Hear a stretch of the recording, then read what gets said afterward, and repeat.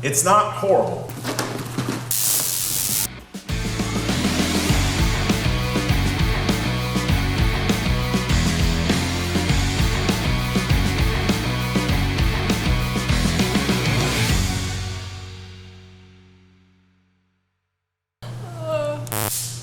All right, guys, we are back with the pain pen. Today we're going to talk about different ways to use this in self-defense and maybe some tactics that you might could use.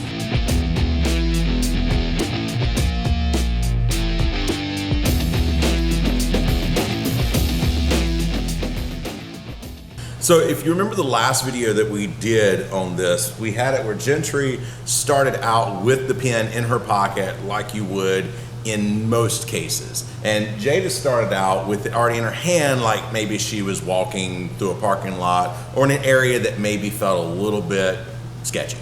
So we're gonna talk about maybe like how, if you're holding it in your pocket, maybe how you can create distance and get it out. And then we're also gonna talk about if you already have it in your hand and maybe somebody's going after it like I did with Jada, other ways that you might can use it other than just kneeing the person in the face.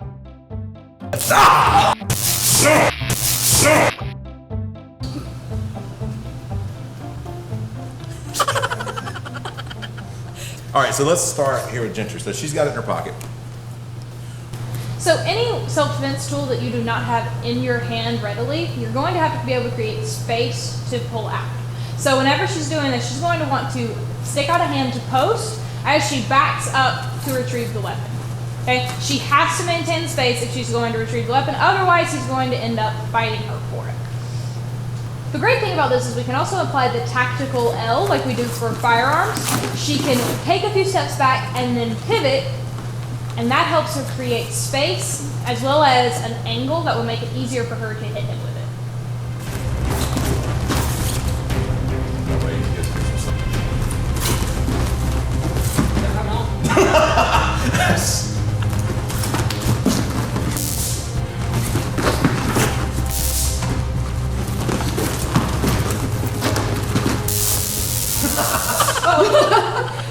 So Jada's starting with it in her hand.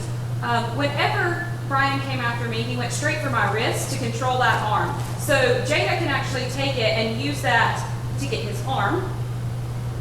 So whenever Jada reaches up for his wrist with it, she's going to drop her elbow down to make sure that her hand comes up higher in order to make contact with his arm.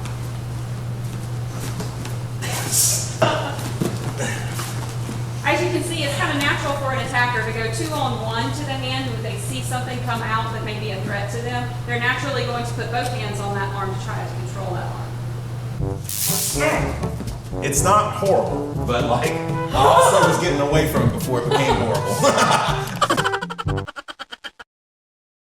But again, like I think in a situation where she already has it in her hand, it gives her that opportunity to bump it. And kind of go ahead and put that in their brain right off the bat. Okay. It's like, you touch me, you get this. Yeah.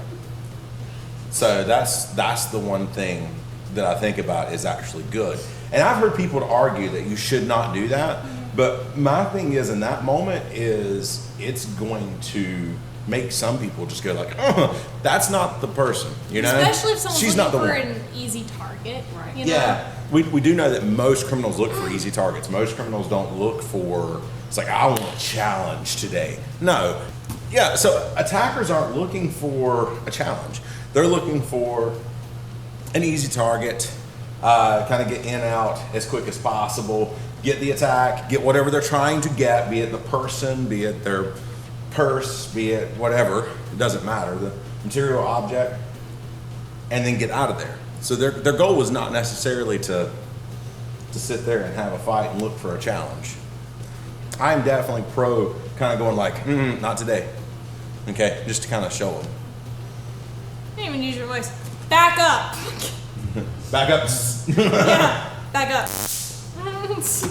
Yeah, I mean, really, that's quite a deterrent. Bluffing is a real thing, you know?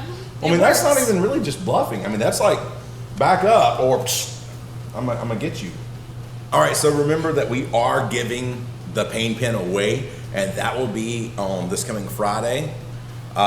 So make sure that you go back to our original video. We'll tag it up here. And make sure you like and comment on that video. before this coming Friday, and that way we can get you in that drawing. Thank you guys so much for watching. Stay safe, stay alert, and we will see you in the next video. See you guys. See you later.